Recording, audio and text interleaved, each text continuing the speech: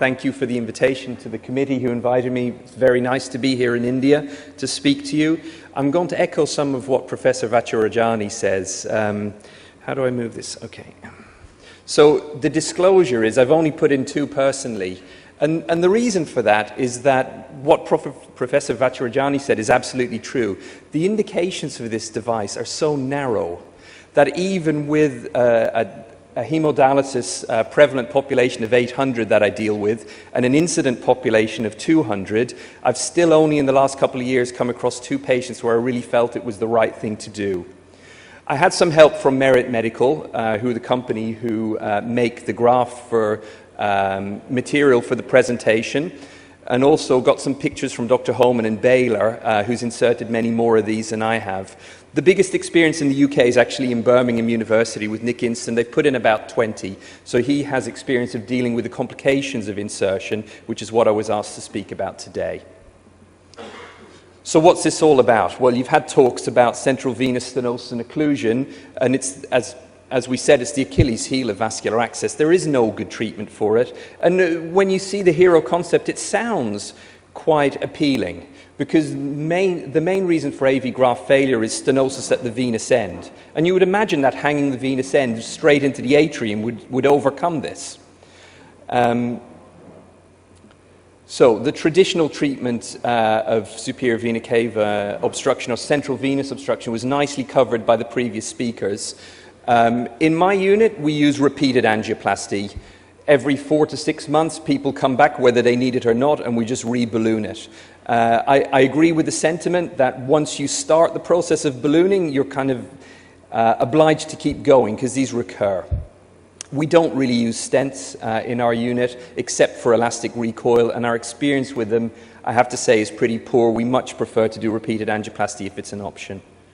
And in fact, the majority of these are going to fail anyway, but we do have long-term patency with a repeated plasty protocol. And we've got people more than 10 years out who are just having repeated plasties on schedule. So it can work. So what's the hero graft? So Professor Vacharajani came at it as a nephrologist. He thinks of it as a line. I think of it as a long graft. But you can, really what it is, it's like a crush-resistant stent, isn't it? It goes all the way from the shoulder straight into the central veins. And then, as you said, you couple it up to a pre-existing AVF or a standard PTFE graft. So this is what it looks like. Now, I have to say, I have a problem with this picture, which comes from the company. How do you work? Everybody's having trouble with it. Is it? Yeah. So here's your graft coming up from the brachial artery. There's a connector here, and here's the novel part of the device, the outflow component. Now I want you to notice something. They've put it through an occluded vein here, but the other side is completely open. And they've put essentially a stent right across the open orifice of it. I think this is questionable, whether you should just go to the other side here rather than risk occluding the other side with something that has a 20% 1-year patency. It can be used for salvage, and in fact, I think this is probably the real indication for it.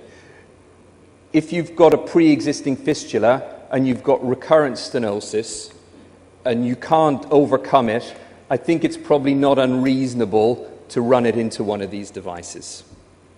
And the same for AV graft salvage, pre-existing graft, anastomosed onto the outflow component. Now, the key element, the thing that's new about this device is the outflow component. It's a silicone catheter with nitinol reinforcement. It looks like a garden hose when you take it out of the packet. It's very small. It's only got a 5 millimeter internal diameter. Now, you know the rule of 6s? That's smaller than the rule of 6, right? So that's a high resistance outflow, and it's really long. It's 40 centimeters long. Now, the average AV graft in an arm is going to be, 25, 30 centimeters, and you're going to start with 40 centimeters before you even attach it to the graft. Now, this is the indication for it, really. If there's literally nothing else you can do, and there's some reason you can't go to the legs, I think it's reasonable to think about this. Here's the venous outflow component over the line. The coupler, so the graft comes supplied in the packet. It's a thin wall PTFE graft. And it's got a little coupler where you just push it into the end of the line. And I'll come back to that, can cause problems. I'll come back to that later. So it just pushes in. And then you do a standard anastomosis to the brachial artery. You can use it through existing stents, as here in Dr. Homan's picture. And post-insertion, this is what it looks like. So he's drawn on the outside of the arm where it runs, and the connector is up around the shoulder area mostly. Here he's crossed from below and above, which is pretty standard. But if you can't get across, there have been a few reports now out of the US, out of Germany actually, not the US, where they're using the surfacer device, which comes from the same company. I think there was a presentation on it last year, but I'll just run through it quickly. This is a device that comes up from the leg, from the femoral vein.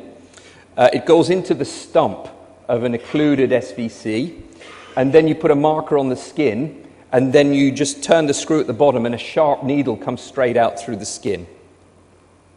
And then you can place a wire through this for through and through access. And you can either place a line, or if you want to, there have been a couple of reports of placing hero grafts through that access, which sounds quite appealing for some people, I have to say. The company have recently introduced this. This is an adapter to fit it to your early cannulation graft. And really, these people are people who are running out of access, and often you'll want to cannulate this early in that type of person if it's an option. Basically, what you do is you get your Goracusel or your atrium flexine, and you slide it onto there, and then this bit snaps shut over the top, and then you push that into the venous outflow component, which saves you having to do an extra anastomosis, which is what people were doing previously. But that's about 150 pounds, whatever that is in rupees, like a couple of thousand rupees just for the connector. Now, this is a hybrid open and endovascular procedure, and I think it's best done in a hybrid operating theatre if that's available to you. And it doesn't matter who puts it in, but you're going to need open surgical skills and you're going to need good wire skills. So you either need two people or one person who combines that, and it does not matter what label they carry as long as they have the correct skills. This is ours at the Royal Free. Now, I was asked to speak about the pitfalls. So we start with the outflow component. The peel-away sheath can split the central vein if you start peeling it inside the patient. That's something to remember. So when you put this in, you need to get that peel-away sheath all the way out of the patient before splitting it down. We spoke about this before. The device is long and it's narrow, which is a recipe for thrombosis. And particularly if your inflow isn't very good. We're speaking about a blood pressure of 100 systolic. You need that at least. I think these things work best when there's been an access in the arm already and the artery is already developed. You know, when you make an access, it's not just the vein that matures, the artery also grows with it. And you need that kind of flow to drive this kind of graft. So what you need to do is take the inflow as high as you can on the biggest bit of the brachial artery that's available to you and keep the graft as short as possible, just enough to cannulate. So this is courtesy of Dr. Homan again. He's taken the inflow, look, right up there where you'd put the top end of a brachioauxiliary graft, proximal brachial artery, and he's tunneled it round the shoulder, and I'll explain why later. The graft also crosses a joint. Now, all vascular surgeons know this is another recipe for kinking and twisting, and constant movement can dislodge things. And the solution is always to bring it round the convexity. You bring it on the internal diameter, you'll get kinking. You bring it on the external, instead of compressive forces, you get stretch across it. So this is what he's done here. And on the last case also, you see that the graft isn't coming up here, and around it's going way up over the top of the shoulder. Even then it's going to clot. As you saw, 22% primary patency. So you may consider an antiplatelet or anticoagulation. There's no evidence for this. There are only small series reported, and there's nothing to guide you. The practice in some units is to anticoagulate these patients, particularly once they've had their incident thrombosis, and particularly if you can't find a mechanical reason for the thrombosis, you might consider anticoagulation. As Professor Vachurjani said, if it thromboses, the thrombus burden is going to go from the brachial artery at the elbow, the full length of the device. You're going to have nearly a meter of thrombus up the central part of the device. And you're going to need to be very careful with the declot. You shouldn't do, so in our unit, we often, when our interventional radiologists declot fistulas for us, what they tend to do is, if the fistula is not too big, they just blow serial balloons up and they send everything centrally. And the small clot, it's cheap and it's, you know, it works. And as long as you don't do it too many times, you probably won't get pulmonary hypertension. But anyway, but you can't do that in this. You cannot send that amount of clot centrally. It's going to need to come out. And endovascularly, that's a problem.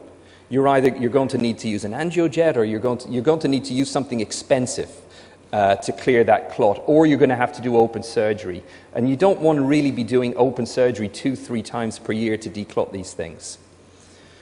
However, that is the recommendation, is that you do it in a hybrid facility. Now, Nick In-stent has worked on Nick In-stent is drawing up guidelines at the moment for how to declot these things safely, and that says something about the device in my mind. You should do it in a hybrid facility. What he suggests to do is open down near the arterial anastomosis and use Fogarty balloons over the wire to get out as much clot as you can. And then do an angiography and try and find the mechanical reason. He tells me that the most common thing that causes a problem is the coupler moving, kinking, and that may need open surgery and tacking down to straighten it out. If you can get away with, if it's just the other thing he's described is cannulation areas, bits of the graft being disrupted inwards, and those can be pushed back up. But the next recommendation is to, if you can't salvage it, to explant the vascular outflow component, because it's associated with significant thrombus burden at the tip, which can cause recurrent pulmonary embolus. And he says to overwire it and replace it with a tunneled line once you explant it.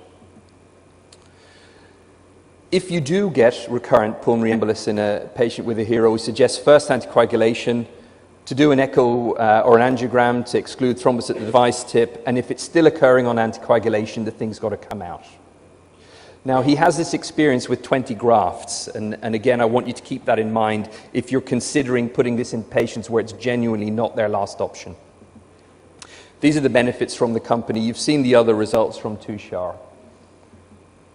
And I did have a video, and I didn't think I would have time to show it, but Tushar was so succinct, I could have done it actually, so I'm sorry about that. Thank you.